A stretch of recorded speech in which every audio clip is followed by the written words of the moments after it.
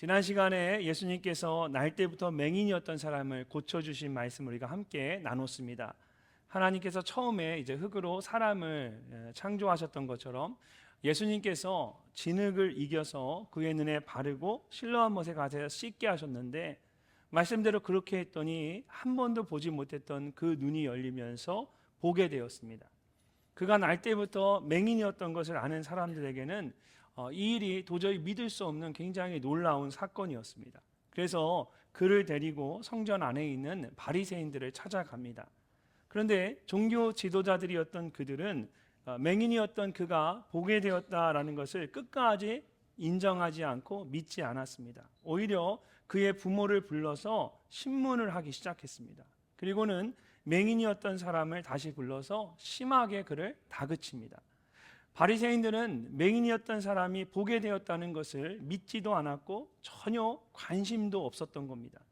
오히려 그를 고쳐주었다라는 예수라는 사람이 안식일을 지키지 않는 거짓 선지자이고 죄인이라는 것에만 관심을 가졌습니다. 그리고 이 맹인이었던 사람에게도 그들의 생각대로 말할 것을 강요했습니다. 바리새인들이 이렇게까지 집요하게 예수님께서 맹인이었던 사람의 눈을 뜨게 하셨다라는 것을 부정하는 이유가 무엇일까요?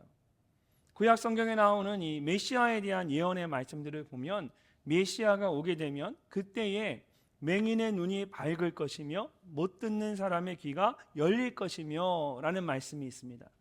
이제까지 구약의 선지자들은 병든 자를 고치고 심지어 죽은 자를 다시 살리는 일도 있었습니다. 그러나 맹인의 눈을 뜨게 하는 일은 한 번도 없었습니다. 그것은 그들을 구원할 메시아만이 하실 수 있는 일입니다. 그런데 예수님께서 날 때부터 맹인이었던 사람의 눈을 뜨게 하신 겁니다. 바리새인들은 절대로 그것을 인정하고 싶지 않았습니다. 왜냐하면 그것을 인정하는 그 순간 예수님이 메시아라는 것을 인정하는 것이 되기 때문입니다. 그래서 맹인이었던 사람이 눈을 뜨게 되었다는 것은 믿으려 하지 않고 오히려 그에게 예수님이 죄인이라는 사실을 인정하고 말하도록 강요한 것입니다. 그리고는 그가 끝까지 그것을 인정하지 않자 그를 성전 밖으로 내쫓았습니다. 우리도 인생을 살아가면서 이렇게 우리의 생각과 전혀 다른 사람이나 이해할 수 없는 그런 상황을 만날 때가 있습니다. 그럴 때면 얼마나 답답하고 속상한지 모릅니다. 날 때부터 맹인이었던 사람도 이 바리새인들의 행동이나 지금의 상황이 이해가 되지 않았을 것입니다. 도대체 난 누굴 믿고 누구를 따라야 하나, 그렇게 홀로 힘들어하고 있을 때 예수님께서 그를 찾아오신 겁니다. 예수께서 그들이 그 사람을 쫓아냈다는 말을 들으셨더니 그를 만나서 이르시되 내가 인자를 믿느냐. 예수님께서 바리새인들이 맹인이었던 사람을 쫓아냈다라는 소식을 들으셨습니다. 그래서 그를 직접 찾아서 만나셨습니다. 우리가 가진 한글 성경에는 그를 만나사라고만 되어 있지만 헬라어로 된 원래 성경에는 그를 찾으셔서 만나셨다라고 되어 있습니다. 그래서 영어 성경을 보게 되면 When he found him, he said라고 번역이 되어 있습니다. 예수님께서 그를 만나기 위해서 직접 찾아다니신 겁니다. 그리고 마침내 그를 발견하시고 그를 만나셨습니다. 예수님께서 홀로 힘들어하고 있는 그에게 다가가셔서 자신이 바로 그 메시아, 그들을 구원할 메시아라는 것을 가르쳐 주십니다. 그리고 오늘 우리가 함께 읽은 이 목자와 양에 대한 말씀을 하십니다. 오늘 말씀은 바로 그런 상황 속에서 주어진 말씀입니다. 사실 우리 모두가 이 맹인이었던 사람과 똑같은 연약한 삶을 살고 있습니다. 죄로 인해 영적인 눈이 가려져서 보지 못하고 있다가 예수님을 통하여서 그 눈이 열리고 우리가 새로운 삶을 살게 되었습니다. 그런데 세상으로부터 핍박을 받고 어려움을 당하고 마치 맹인이었던 사람이 바리새인들에 의해 쫓겨난 것처럼 이해할 수 없는 힘든 일들을 겪을 때가 있습니다. 도대체 우리는 누구를 믿고 누구를 따라가야 할까요? 예수님께서 그렇게 버림받고 쫓겨난 맹인이었던 사람에게 이 목자와 양에 대한 말씀을 하시면서 내가 바로 내가 믿고 따라야 할 선한 목자다라고 말씀하고 계신 것입니다. 오늘 말씀을 통해서 우리가 왜 예수님을 믿고 따라야 하는지, 선한 목자이신 예수님에 대해서 함께 생각해 보기를 원합니다. 첫 번째로 선하신 목자이신 예수님께서는 우리를 구원의 문으로 인도하십니다. 자, 1절과 2절의 말씀을 함께 읽어보도록 하겠습니다. 내가 진실로 진실로 너희에게 이르노니 문을 통하여 양의 우리에 들어가지 아니하고 다른 데로 넘어가는 자는 절도며 강도요 문으로 들어가는 이는 양의 목자라. 아멘. 예수님께서 맹인이었던 사람과 그곳에 그와 함께 있던 사람들에게 진실로 진실로 너희에게 이르노니라고 말씀하시면서 이 목자와 양의 모습을 통해서 그들에게 예수님이 어떤 분인지를 설명하셨습니다. 여러분, 복음서를 읽다 보면 예수님께서 이렇게 진실로 진실로 너희에게 이르노니라고 말씀할 때가 있습니다. 이것은 영적으로 정말 중요한 사실을, 중요한 말씀을 하실 때 예수님이 사용하시는 표현입니다. 내가 정말 중요한 말을 할 테니까 너희들 이제 주의를 기울여서 잘 들어라, 이 표현입니다. 그리고 그런 중요한 말씀을 하시면서 목자와 양을 비유로 말씀하신 것은 이것이 당시에 이스라엘 사람들에게 가장 익숙한 모습이었기 때문입니다. 이스라엘 사람들은 오래전부터 양을 치며 살았습니다. 그래서 구약 성경을 보면 목자와 양에 대한 말씀이 많이 나옵니다. 모세도 양을 치는 사람 목자였고 다윗도 어린 시절부터 양을 치는 목자였습니다. 이렇게 양을 치는 유목민 문화를 가지고 있던 이스라엘 사람들에게 이 목자와 양을 예로 드는 것보다 더 좋은 설명은 없었을 것입니다. 당시에 이스라엘 사람들은 가정마다 보통 5에서 10마리의 양을 키웠다라고 합니다. 그런데 우리나라처럼 그냥 집 앞에 사방에 풀이 있는 것이 아니라 이 풀이 드문드문 있었기 때문에 낮에는 각자 양들을 데리고 나가서 풀을 뜯도록 했습니다. 그리고 저녁이 되면 이리와 같은 들짐승들을 피하기 위해서 마을로 다 돌아왔습니다. 보통 마을에는 공동으로 양을 돌보기 위한 큰 우리가 있었습니다. 집집마다 양을 돌보지 않고 한 곳에 모아서 함께 돌보도록 한 것입니다. 2m 정도의 높은 돌담을 이렇게 둥그렇게 쌓고 마지막에 한 1m 정도의 공간을 남겨두어서 그곳을 양들이 들어오고 나가는 문으로 사용했습니다. 근데 그 문에는 따로 문을 만들지 않고 이 모든 목자들을 대표하는 목자 한 사람이 그곳에서 밤새 우리 안에 있는 양들을 지켰습니다. 그러니까 1m 정도의 공간이기 때문에 이 목자가 앉아서 발을 이렇게 쭉 펴면 자연스럽게 그곳을 막는 문이 되는 겁니다.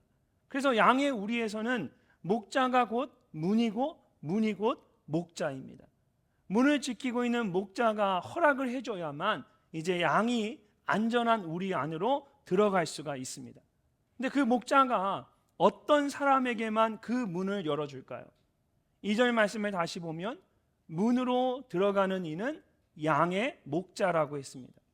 우리 안으로 들어갈 수 있는 문을 지키고 있는 목자가 그 문을 열어주는 사람은 양을 이끌고 온 목자입니다.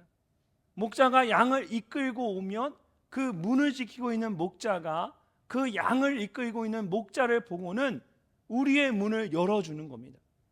깜깜한 밤이 되면 이리와 같은 그런 들짐승들이 양들을 물어가고 죽이려고 합니다. 이런 양들이 살 수 있는 유일한 방법은 이제 우리 안으로 들어가는 겁니다. 그런데 그 우리 안으로 들어갈 수 있는 유일한 방법이 무엇입니까? 목자를 따라 들어가는 것입니다. 이것이 우리에게 무엇을 의미할까요? 7절부터의 말씀을 보면 예수님께서 이것이 무엇을 의미하는지 사람들이 좀 더 이해하기 쉽게 풀어서 설명하고 계십니다. 자, 7절과 8절 말씀을 함께 읽어보겠습니다.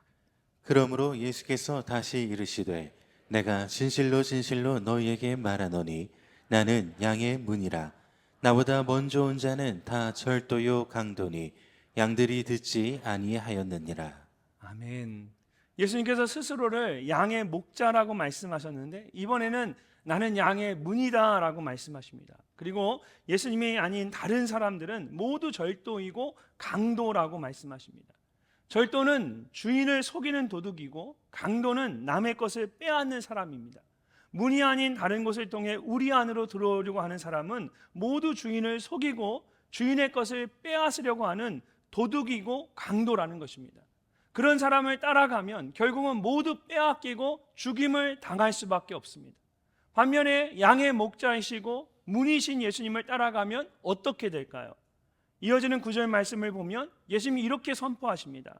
내가 문이니 누구든지 나로 말미암아 들어가면 구원을 받고, 목자이신 예수님을 따라가면 양의 문을 통해 우리 안으로 들어갈 수 있습니다.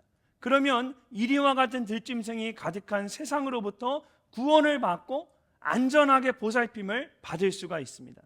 그런 우리 안으로 들어갈 수 있는 유일한 문이 바로 예수 그리스도라는 것입니다.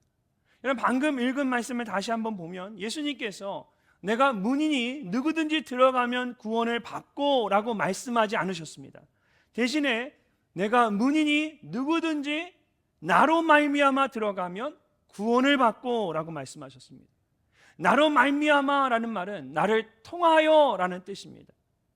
우리 안으로 들어가고 싶다고 해서 마음대로 들어갈 수 있는 것이 아닙니다. 물론 누구든지 다 들어갈 수 있습니다. 그러나 반드시 목자를 통해 들어가야만 합니다. 양의 우리에 있는 문은 오직 하나밖에 없고 그 문은 오직 목자를 통해서만 들어갈 수 있다라는 겁니다. 목자를 통해 들어갈 때에 양은 세상으로부터 구원을 받을 수가 있습니다. 사랑하는 성도 여러분, 우리의 구원도 마찬가지입니다. 요한복음 14장 6절을 보면 예수님께서 더욱 분명하게 말씀하고 계십니다. 예수께서 이르시되 내가 곧 길이요 진리요 생명이니 나로 말미암지 않고는, 나를 통하지 않고는 아버지께로 올 자가 없느니라. 예수님께서 이 말씀을 하실 때에 여러분 그냥 말씀하지 않으셨습니다. 길이요 진리요 생명이라고 말씀하실 때에 각각 단어마다 정관사 더를 넣어서 말씀하셨습니다. I am the way and the truth and the life. 내가 바로 그 길이요 그 진리요 그 생명이니 라는 말씀입니다. 여러 길들 중에 하나가 아니라 유일한 길이라는 뜻입니다. 사도행전 4장 12절에서 사도 베드로가 다른 이로서는 구원을 받을 수 없나니 천하 사람들 중에 구원을 받을 만한 다른 이름을 우리에게 주신 일이 없음이라고 선포했던 것처럼 예수 그리스도 외에는 우리를 구원에 이르게 할 다른 어떤 것이 없습니다. 오직 예수 그리스도를 통해서만 우리는 구원을 받을 수가 있습니다. 만약 우리 가운데 여전히 예수 그리스도 외에 나를 구원할 수 있는 다른 어떤 것이 있다라고 생각하는 분들이 있다면 오늘 이 말씀을 통해서 목자를 통해서만 양이 우리 안으로 들어갈 수 있는 것처럼 오직 예수 그리스도를 통해서만 내가 구원받을 수 있다라는 사실을 믿으실 수 있기를 바랍니다. 그래서 선한 목자이신 예수님을 따라 구원의 문으로 들어가는 은혜가 여러분 모두에게 있으시기를 주님의 이름으로 축복합니다. 두 번째로 선한 목자이신 예수님께서는 우리를 푸른 초장으로 인도하십니다. 목자를 따라 우리 안으로 들어간 양들은 아무런 위험 없이 평안한 밤을 보내게 됩니다. 그리고 아침이 되면 목자가 와서 양들을 우리 밖으로 이끌어냅니다. 문지기는 그를 위하여 문을 열고 양은 그의 음성을 듣나니 그가 자기 양의 이름을 각각 불러 인도하여 내느니라. 양의 우리 안에는 여러 목자의 양들이 섞여 있습니다. 그런데 신기하게도 이 목자가 우리 밖에서 양의 이름을 부르면 양이 자신의 목자의 음성인 것을 알고 그 음성을 따라 우리 밖으로 나갑니다. 그러면 목자가 자신의 양들을 이끌고 푸른 초장으로 가서 마음껏 꼴을 먹게 합니다. 근데 여러분 한번 양의 입장에서 생각해 보십시오. 양은 아주 약한 동물입니다. 다른 동물들처럼 날카로운 이빨이나 뿔이 있는 것도 아니고 날렵하지도 않습니다. 몸이 비대해서 빨리 움직일 수도 없고 한번 넘어지면 쉽게 일어서지도 못합니다. 특별히 시력이 약해서 바로 앞에 있는 것밖에 보이지 않습니다. 그래서 귀로 목자의 음성을 듣고 따라가는 것입니다. 그런데 안전한 우리 안에 있다가 목자의 음성만 듣고 그 밖으로 따라 나간다는 것이 쉬운 일일까요? 이 양의 입장에서는 굉장히 두렵고 무서운 일일 것입니다. 힘든 일일 거예요. 실제로 예수님께서 인도하여 내느니라고 말씀하실 때에 이 내느니라라는 뜻으로 에크발로라는 헬라어 단어를 사용하셨습니다. 이 단어는 무엇으로부터 무엇에서라는 뜻을 가진 헬라어 전치사 에크와 던지다라는 뜻을 가진 헬라어 동사 발로를 섞어서 만든 단어입니다. 제가 신학교 다닐 때 이 발로라는 헬라어 단어를 어떻게 외웠냐면 발로가 던지다, 뚜루하다라는 거거든요. 그래서 제가 이렇게 외웠습니다. 발로 차서 던지다. 놀랍지 않으시군요. 발로 차서 던지다. 헬라어 단어를 외우려면 너무 힘들기 때문에 이렇게 연상해서, 그래서 제가 발로라는 단어는 던지다 라는 뜻에서 발로 차서 던지다. 근데 생각해 보면 이 단어가 가진 뜻이 그런 뜻인 거예요. 나가고 싶지 않은데 억지로 발로 차서 내모는 겁니다. 억지로 쫓아내는 겁니다. 던져내는 겁니다. 그래서 이 단어의 뜻은 몰아내다, 쫓아내다. 그래서 drive out, throw out입니다. 양들의 입장에서는 우리 밖으로 나가는 것이 억지로 쫓겨나는 것 같이 두렵고 힘든 일이었을 겁니다. 그런데 놀랍게도 여러분, 예수님보다 먼저 이 말을 바로 앞에서 사용한 사람이 있습니다. 바로 날 때부터 맹인이었던 사람입니다. 바로 앞에 9장 34절 35절 말씀을 보면 이렇게 말합니다. 그들이, 바리새인들이 대답하여 이르되 내가 온전히 죄 가운데서 나서 우리를 가르치느냐 하고 이에 쫓아내어 보내니라.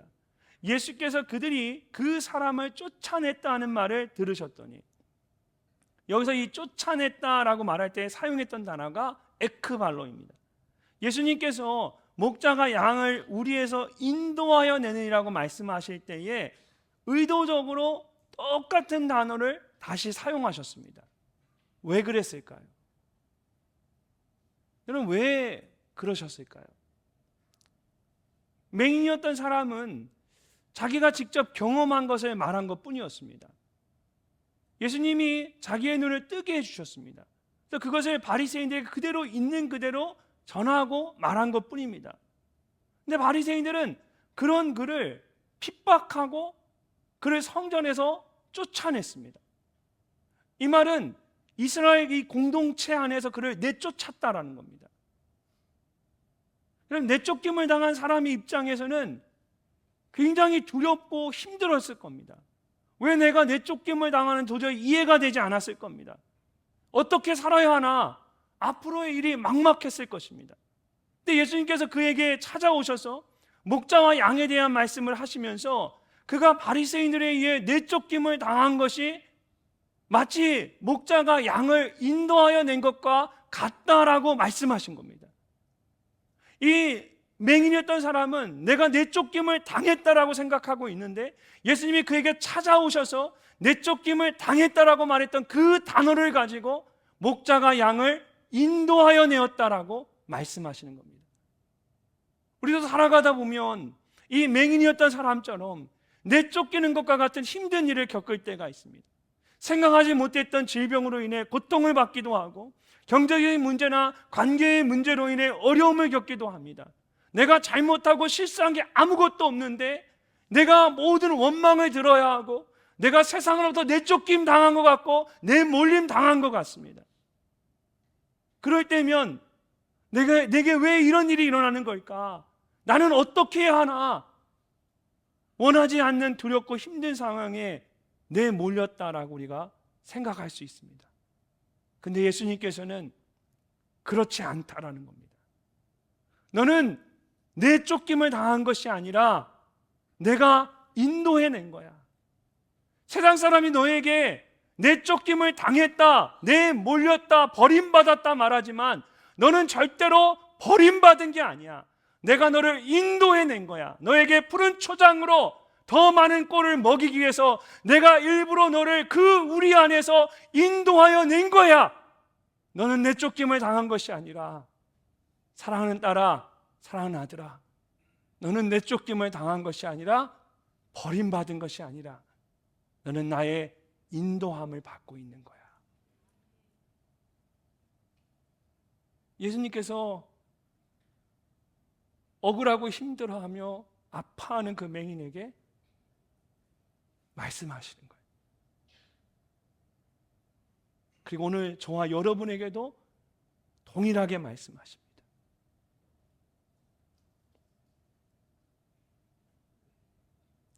세상 사람들은 내쫓겼다 말하지만 예수님은 결코 내쫓겼다라고 말씀하지 않았습니다. 여러분, 세상에서 가장 어리석고 약한 동물이 양입니다. 그런데 제가 이렇게 보니까 딱 한 가지 양이 정말 잘하는 것이 있습니다. 목자의 음성을 듣고 그를 따른다라는 것입니다. 양의 입장에서 안전한 우리를 떠나서 밖으로 나간다는 것은 그게 얼마나 두려운 일이겠습니까? 근데 양은 목자의 음성만을 듣고도 그 두려운 길을 따라 나갑니다. 목자에 대한 분명한 믿음이 있기 때문입니다. 선한 목자이신 예수님을 따라 푸른 초장으로 나아가기 위해서는 우리에게 이런 믿음이 있어야 합니다. 그럴 때에 나보다 앞서가며 나를 인도하시는 예수님을 온전히 경험할 수가 있습니다. 그러면 신앙생활에 더 이상 두려울 것이 없습니다. 그런 놀라운 경험을 하게 되면 이제 어려운 일이 닥쳐오고 내쫓김 당한 것 같을 때 오히려 내 안에 기대가 생기는 거예요.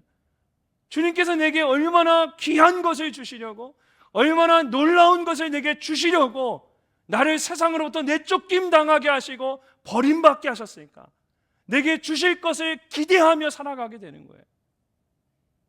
지난주에 단기 선교팀과 함께 저희 교회에서 파송한 황하박구 선교사님이 사역하고 계신 튀르키예를 방문하고 왔습니다.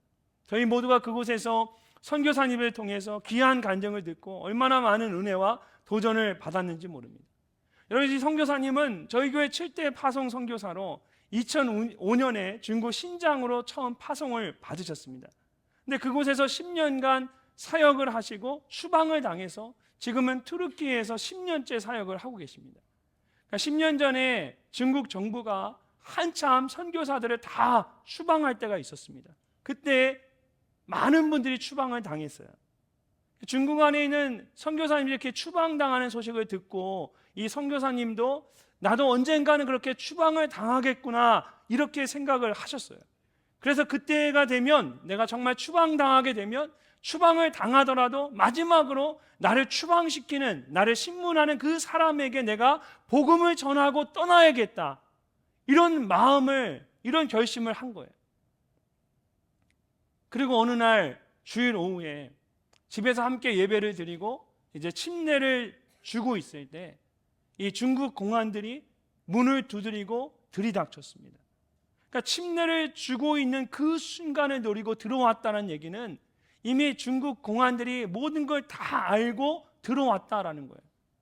그래서 공안에게 끌려가기 전에 가족들에게 이곳 신장에서의 사역은 오늘까지인 것 같다, 여기까지인 것 같다, 이렇게 말하고 끌려갔다라고 합니다. 그리고 24시간 동안 붙잡혀서 신문을 봤는데 자신을 신문하는 사람이 이제 두꺼운 파일을 가지고 와서 책상에 툭 내려놓더라는 거예요. 이미 선교사님에 대한 모든 정보를 다 모은 상태에서 마지막으로 붙잡아 온 거예요. 그러면서 원하면 통역을 쓸 수 있다라고 하는 거예요. 선교사님이 그냥 내가 직접 말하겠다, 그렇게 이야기하고 신문을 받았습니다. 보통 사람은 이 정도 상황이면 스스로 포기하고 어떻게 해서든 무사히 빠져나갈 방법을 생각할 겁니다. 근데 선교사님은 이미 마음의 준비를 하고 있었기 때문에 기도하면서 하나님께 지혜를 구했습니다. 그리고 마지막에 자신을 신문하는 그 공안에게 마지막으로 복음을 전했습니다. 공안의 입장에서 얼마나 기가 막혔겠습니까? 내가 막 신문하고 있는데 이 사람이 마지막에 갑자기 마지막으로 할 말 없냐 그랬더니 당신 혹시 예수님을 믿으십니까?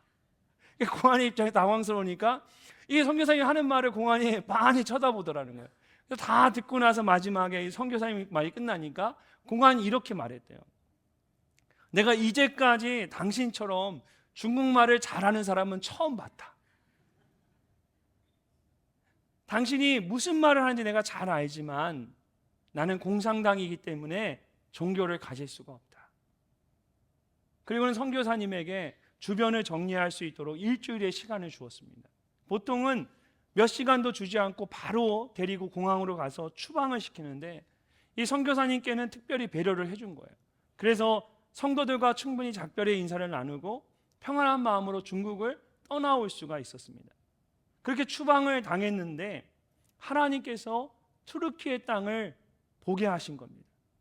이 투르키의 사람들은 위구르족의 후손인데 선교사님이 사역했던 중국 신장이 위구르족 자치지구였어요. 거기에 살고 있던 대부분의 사람들이 우이그르족의 후손들이었습니다. 그래서 선교사님이 중국 신장에서 사용했던 언어와 이 투르키예 사람들이 쓰는 언어가 많이 비슷하다라고 합니다. 세상적으로는 중국에서 내쫓김을 당한 것 같지만 사실은 하나님께서 중국에서 나오게 하셔서 투르키예 땅으로 인도하신 겁니다. 그래서 더 단단한 믿음을 가지고 유창한 언어로 힘있게 사역을 하고 계십니다. 그래서 3년 전에 저희 교회 파송 선교사님들 또 우리 교역자들 자녀들을 모아서 수련회를 한 적이 있습니다. 우리 선교사님들에게 코로나 기간에 가장 원하시는 게 무엇이냐, 무엇이 필요하냐 물었을 때 선교사님들이 우리 자녀들을 좀 돌봐주십시오. 자녀들에게 기쁜 일이 있었으면 좋겠습니다. 그러셔서 저희 교회가 처음으로 선교사님 자녀들을 모아서 같이 수련회를 했어요. 그때 저희 큰딸이 저에게 이런 말을 했어요. 아빠, 선교사 자녀들은 내가 한 번도 경험하지 못한 것을 경험했어. 그러니까 선교사님 자녀들을 보니까 이제 자기가 목회자 자녀라서 자기도 남들이 경험하지 못한 특별한 것들을 많이 경험했다고 생각했는데 선교사님들 자녀와 만나 보니까 자기가 경험하지 못한 어떤 것을 또 그들은 경험했다라는 거예요. 그래서 제가 그게 뭔데? 라고 물었더니 하는 얘기가 추방. 모든 선교사님의 자녀들은 적어도 한 번은 다 추방당한 경험이 있어. 그래서 제가 생각해 보니까 목회자의 자녀는 추방당할 일은 없잖아요, 나라에서. 제가 이렇게 생각해 보니까 우리 교회 파송 선교사님들 대부분이 추방당한 경험이 있는 거예요. 그런데 하나님께서 여러분 그 일을 통해서 그 모두를 흩으시고 더욱 놀랍게 쓰임 받도록 하셨습니다. 그래서 지금도 귀하게 사역하고 계세요.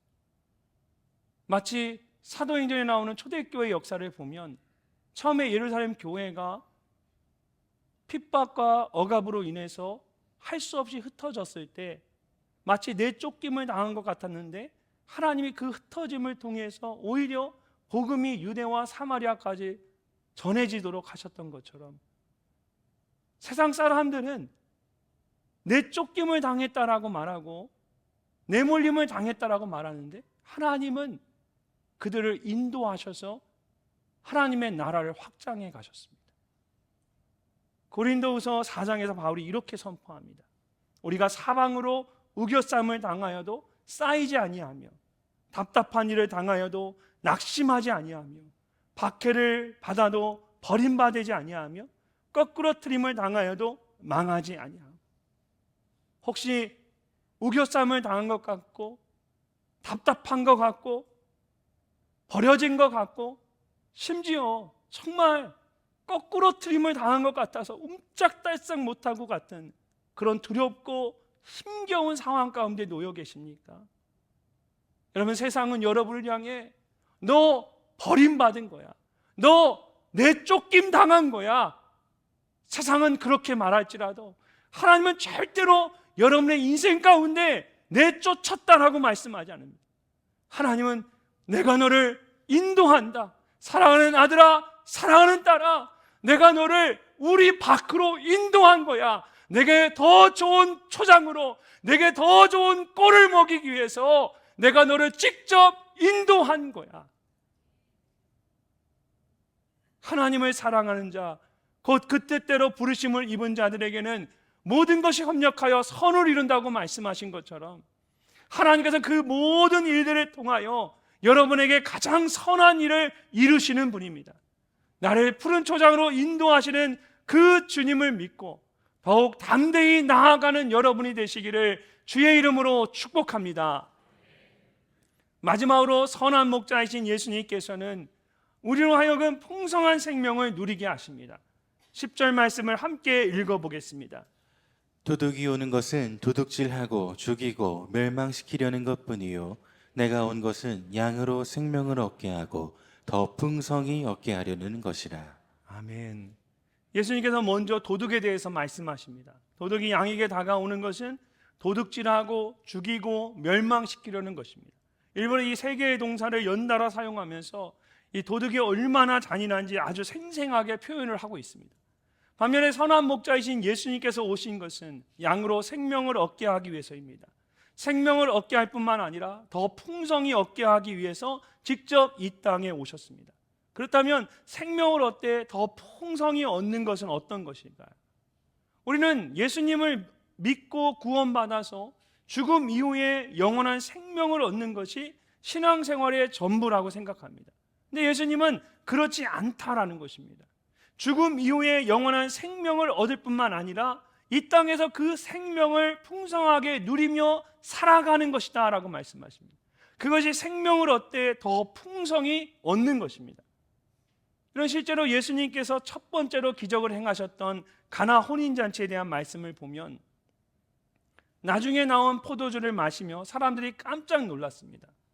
보통은 먼저 가장 좋은 포도주를 내주다가 사람들이 취한 후에는 낮은 포도주를 내주는데 예수님께서 만들어주신 그 포도주는 처음 것과 비교할 수 없는 가장 좋은 포도주였기 때문입니다. 이처럼 예수님께서는 구원받은 우리의 삶이 이전보다 나중이 더 풍성한 삶이 되기를 원하십니다. 오늘보다 내일이 더 풍성해야 한다는 것입니다. 그것이 예수님께서 우리 모두에게 원하시는 삶의 모습입니다. 어떻게 하면 우리가 그런 풍성한 삶을 살 수 있을까요? 간단합니다. 날마다 예수님이 나의 선한 목자이심을 인정하고 선포하며 살아가는 것입니다. 시편 23편을 보면 다윗이 내 잔이 넘치나이다 라고 고백합니다. 이것은 잔에 포도주가 가득 차서 흘러 넘치는 그런 풍성한 삶을 말하는 것입니다. 다윗의 삶이 그랬다라는 겁니다. 그런데 어떻게 다윗이 그런 삶을 살 수 있었을까요?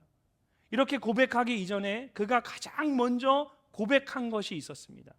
여호와는 나의 목자시니 내게 부족함이 없으리로다. 다윗이 스스로 부족함이 없다고 고백할 수 있었던 이유가 무엇입니까? 그가 많이 가졌기 때문이 아니었습니다. 이 고백을 할 때 다윗은 노년이었고 아들 압살롬의 반란으로 인해서 모든 것을 빼앗기고 맨발로 쫓겨난 상태였습니다. 그런데도 그가 내게 부족함이 없습니다, 내 잔이 넘칩니다 라고 고백할 수 있었던 것은 그의 삶의 주인이 여호와 하나님이셨기 때문입니다. 여호와는 나의 목자시니 이 고백이 그로 하여금 어떤 상황에서도 부족함이 없는 풍성한 삶을 살도록 해준 것입니다. 이처럼 예수님이 나의 선한 목자라는 것은 예수님이 나의 삶의 주인이라는 뜻입니다. 내가 내 삶의 주인이 되어서 내 뜻과 내 힘으로 살아가려고 하면 늘 부족하고 힘든 인생이 될 수밖에 없습니다. 그러나 예수님이 나의 삶의 주인이심을 인정하고 예수님의 뜻과 인도하심을 따라 살아가면 세상에 줄 수 없는 풍성한 삶을 살게 됩니다. 마태복음 6장에 나오는 산상수훈의 말씀을 보면 예수님께서 목숨을 위하여 무엇을 먹을까, 무엇을 마실까, 몸을 위하여 무엇을 입을까 염려하지 말라고 하십니다. 하나님께서 다 책임져 주시고 돌봐주신다라는 것입니다. 그러면서 이렇게 말씀하십니다. 너희 중에 누가 염려함으로 그 키를 한 자라도 더할 수 있겠느냐. 한 자라는 말은 한 규빗과 같은 말로 한 30cm 정도를 말하는 겁니다. 여러분의 팔의 길이를 말하는 거예요. 키를 늘리기 위해서 여러분 애쓰는 모습을 한번 상상해 보십시오. 철봉에 매달리기도 하고 또 나무 위에 올라가기도 하고 뒤꿈치도 들어보고 아무리 염려하고 애를 써도 이 한 자도 늘릴 수 없는 것이 우리의 연약한 모습이라는 거예요. 또 우리가 가진 개역개정 성경에는 이 키라고 번역을 했지만 사실 이 단어에는 생명이라는 뜻이 있습니다. 그래서 영어 성경들이나 다른 한글 성경들은 모두 너희 가운데 누가 걱정한다고 목숨을 1시간인들 더 늘릴 수 있겠느냐, 어떤 성경은 한순간을 더 늘릴 수 있겠느냐라고 번역을 합니다. 그래서 사실 키보다 생명이라고 번역하는 것이 훨씬 더 마음에 확 다가옵니다. 우리가 아무리 애를 쓰고 염려를 해도 한순간도 더할 수 없는 것이 우리의 생명이고 우리의 인생입니다. 그러므로 내가 염려하는 것이 중요한 것이 아니라 이 생명의 주인이신 주님께 모든 것을 맡기는 것이 중요한 것입니다. 그럴 때에 풍성한 생명을 누리며 살아갈 수가 있습니다. 여러분의 삶의 주권을 내려놓고 여러분의 삶의 주인이 주님이심을 고백해 보십시오. 여러분의 가정과 자녀에 대한 주권이 주님께 있음을 인정해 보십시오. 여러분의 건강과 물질과 삶의 모든 영역의 주권이 내가 아니라 주님께 있음을 인정하고 선포해 보십시오. 그럴 때에 하나님께서 그곳에 주인이 되어주시고 그곳에 하나님의 나라가 임하게 되는 것입니다. 여러분, 하나님의 나라는 우리가 이 땅에서의 삶을 다 마치고 마지막에 들어가는 것이 하나님의 나라가 아닙니다. 물론 그것이 하나님의 나라이지만 하나님의 나라는 마지막 순간에 경험할 수 있는 것이 아니라 이 땅을 살아가면서 하나님의 나라를 맛보아 알아가다가 마지막 순간에 하나님의 나라에 들어가서 그 나라를 온전히 누리며 살아가는 겁니다. 하나님의 나라는 눈에 보이는 가시적인 개념이 아닙니다. 하나님의 나라는 하나님의 통치의 개념입니다. 하나님이 통치하시는 곳이기 때문에 그것이 하나님의 나라가 되는 겁니다. 그러면 하나님의 나라는 오늘 우리의 삶 가운데 임할 수가 있는 겁니다. 어떻게 하나님의 나라가 우리의 삶 가운데 임합니까? 우리의 삶 속에서 내가 하나님의 주권을 인정하는 겁니다. 하나님의 왕되심을 선포하는 것입니다. 나의 가정의 주인이 하나님임을 선포하면 나의 가정이 하나님의 나라가 임하는 겁니다. 나의 삶 가운데, 나의 건강 가운데, 나의 직장 가운데 하나님의 주권을 인정하면 그곳에 하나님의 나라가 임하는 것입니다. 나의 자녀의 삶 가운데 내가 주인 되면 세상에 삶받게 되지 않습니다. 그러나 내가 자녀의 삶 가운데 내가 주인이 아니라 하나님 주인이십니다, 하나님이 내 자녀의 왕이십니다 인정하면 내 자녀의 삶 가운데 하나님의 나라가 임하게 되는 것입니다. 우리는 그렇게 이 땅에서 살아가면서 하나님의 나라를 맛보아 알다가 마지막 하나님 나라에 서는 순간 감격된 마음으로 그 하나님의 나라를 온전히 경험하며 들어가는 거예요. 여러분, 예수님이 말씀하시는 생명을 얻되 더 풍성히 얻는 삶이 바로 이런 삶을 말씀하시는 거예요. 우리의 삶이, 우리의 신앙의 목표가 그냥 구원받는 게 있는 것이 아니라 너희가 구원받되 이 땅에 살아가면서 그 생명의 풍성함을 누리며 살아가기를 원하시는 거예요. 하나님의 나라에 들어가되 너희가 이 땅에 살아가면서 하나님의 나라를 풍성히 누리며 살아가기를 원하시는 거예요. 우리의 모든 삶의 영역에서. 이것이 정말 선한 목자이신 주님이 여러분과 저에게 살아가기를 원하시는 삶의 모습입니다. 그런 풍성한 삶을 살아가시는 여러분 모두가 되시기를 주님의 이름으로 축복합니다. 예수님께서 우리 모두를 구원의 문으로 인도하십니다. 푸른 초장으로 인도하시고 풍성한 생명을 누리며 살아가게 하십니다. 근데 예수님께서 우리에게 이렇게 해 주실 수 있는 것은 여러분, 예수님이 우리의 선한 목자이시기 때문입니다. 그렇다면 선하다라는 뜻은 무슨 뜻일까요? 왜 예수님이 우리의 선한 목자일까요? 11절을 보면 예수님께서 이렇게 설명하십니다. 나는 선한 목자라. 선한 목자는 양들을 위하여 목숨을 버리거니와. 선한 목자는 양들을 위하여 목숨을 버릴 수 있는 사람입니다. 특별히 여기서 위하여라는 말은 단순히 무엇의 유익을 위하여라는 뜻이 아닙니다. 무엇을 대신하여라고 하는 것이 더 정확한 번역입니다. 직업적으로 양들을 돌보는 목자들뿐만 아니라 자기 양들을 돌보는 목자들이라고 할지라도 그럼 과연 양을 위하여 자신의 목숨을 대신 내어놓을 수 있는 사람이 얼마나 될까요? 자기 자식을 위해 목숨을 버리는 사람은 있겠지만 양을 위하여 자신의 목숨을 버릴 수 있는 사람은 아마 없을 것입니다. 근데 예수님께서는 자신을 양을 위하여 목숨을 버리는 선한 목자라고 말씀하십니다. 그래서 여기서 선하다라는 말은 그냥 단지 착하다라는 뜻이 아닙니다. 우리는 선한 목자 생각하면 굉장히 착하고 인자한 목자를 생각합니다. 근데 여기서 말하는 이 선한 목자는 단순히 착한 목자라는 뜻이 아닌 거예요. 이 선하다라는 뜻에는 고귀하다, 거룩하다, 숭고하다라는 뜻이 있습니다. 예수님께서는 여러분을 위하여 자신의 목숨을 버릴 수 있는 고귀하고 거룩하고 숭고한 목자이십니다. 예수님께서 실제로 저와 여러분을 위하여 십자가에 자신의 생명을 내어주셨습니다. 십자가의 죽으심으로 우리를 위한 그 사랑이 얼마나 고귀하고 숭고하고 거룩한지, 그 사랑이 어떤 사랑인지 우리에게 확증하여 주셨습니다. 그렇기 때문에 그 사랑으로부터 우리 모두를 끊을 수 있는 것이 아무것도 없는 겁니다. 성경은 우리에게 이렇게 말씀하십니다. 누가 우리를 그리스도의 사랑에서 끊으리요? 환난이나 공고나 박해나 기근이나 적신이나 위험이나 칼이랴. 내가 확신하노니 사망이나 생명이나 천사들이나 권세자들이나 현재일이나 장래일이나 능력이나 높음이나 깊음이나 다른 어떤 피조물이라도 우리를 우리 주 그리스도 예수 안에 있는 하나님의 사랑에서 끊을 수 없으리라. 아멘.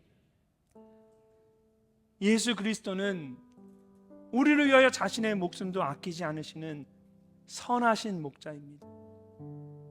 그 사랑에서, 그 고귀한 사랑에서 우리를 끊을 수 있는 것이 아무것도 없습니다. 저는 지난 목요일 날 단기 선교를 가고 돌아와서, 지난 목요일 돌아와서 금요일 하루 종일 이 말씀을 목양실에서 준비를 하는데, 이 말씀을 준비하면서 하루 종일 계속 눈물이 나는 거예요. 선교지에서 만났던 많은 믿음의 사람들, 또 내 사랑 공동체 안에 있는 한 분 한 분 이렇게 바라볼 때마다 하나님의 그 선하심이 느껴지는 거예요. 그냥 우리를 이끌어 주신, 우리를 인도하신 그 하나님의 은혜가 너무 크지 않습니까? 세상 사람들은 너 내 쫓겼어, 너 버림받았어 라고 말하는데 선한 목자이신 주님은 한순간 우리를 내어놓지 않으시고 늘 우리를 한결같이 푸른 초장으로 귀한 꼴에 있는 자리로 우리를 인도하십니다. 그 주님이 생각나니까 이 말씀을 준비하면서 그냥 모든 게 다 감사하고 그냥 모든 게 다 좋은 거예요. 사랑하는 성도 여러분, 힘을 내십시오. 여러분은 주님이 정말 사랑하는 주님의 양입니다. 그 생명을 바치기까지 선한 목자이신 주님이 여러분을 사랑하십니다. 예수님이 여러분을 선한 목자 되어주시고 여러분을 구원의 문으로 인도하시고 푸른 조장으로 그 생명의 풍성함을 누리도록 인도해 주십니다. 이번 한 주간도 선한 목자이신 그 예수 그리스도를 바라보면서 그 주님을 따라 살아가는 여러분 되시기를 주님의 이름으로 축복합니다.